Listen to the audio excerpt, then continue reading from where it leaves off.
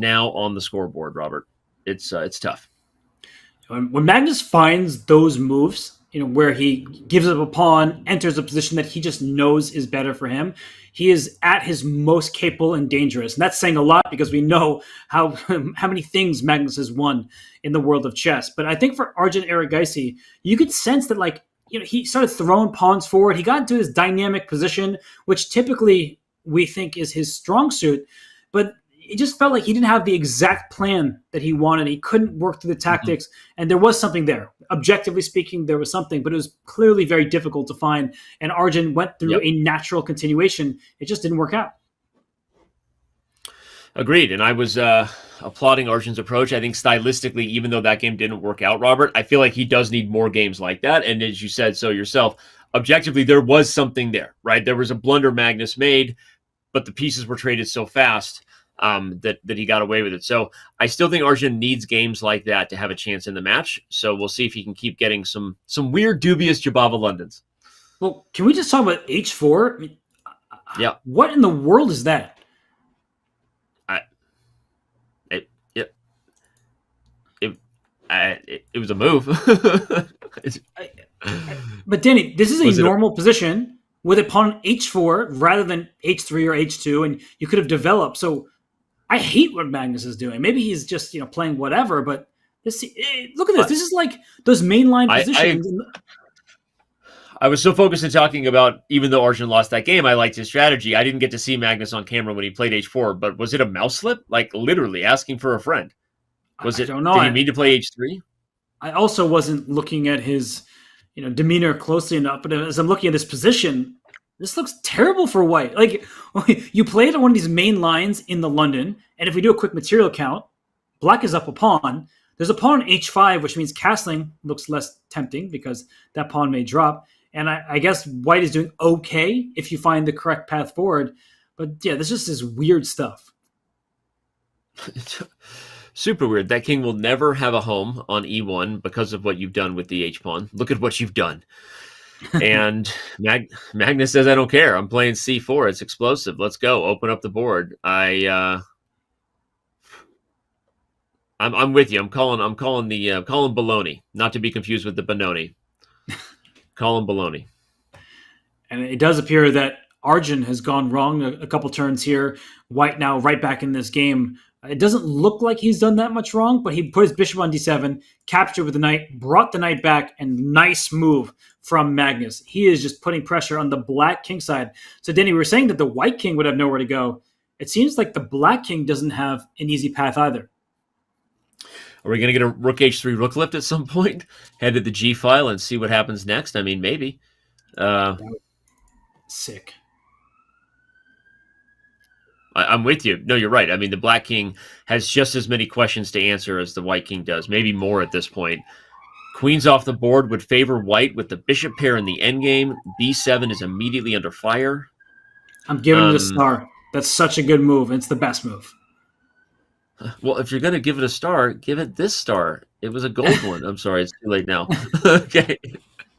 Look at this, Danny. You were a kid. You want a gold star. No, go ahead. Sorry. Yep. Yeah, but then, the teachers gave gold stars to everybody. They're like, oh, you read one page. Here's a gold star. It's like, wait a second. Yeah. I read 3 books, and that person read 3 pages, and yet we're both getting a gold star. So, you literally sound like Talia. This is why the two of you get along. She is the most cynical. She's literally, I think she said that exact thing last year during school, something like that. Anyway, go ahead.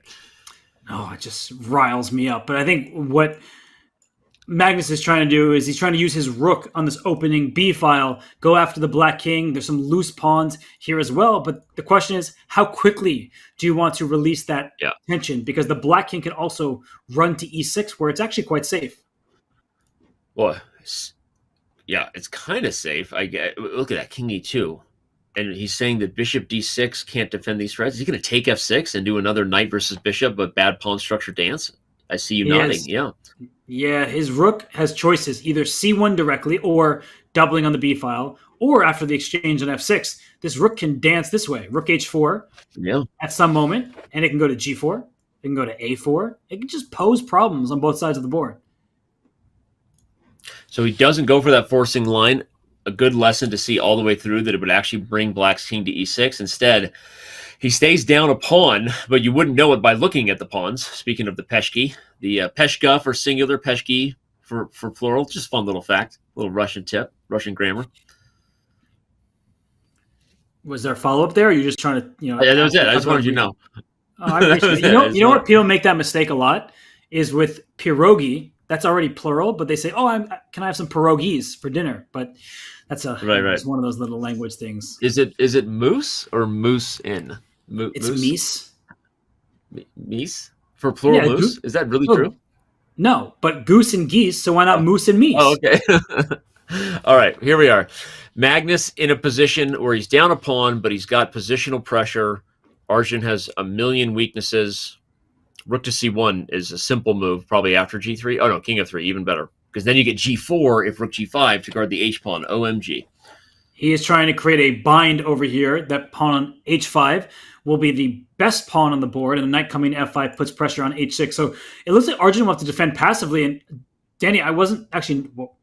I wasn't expecting king g4, but long live the king. But then I'm looking at the time. Magnus is actually down under half the time that Arjun has.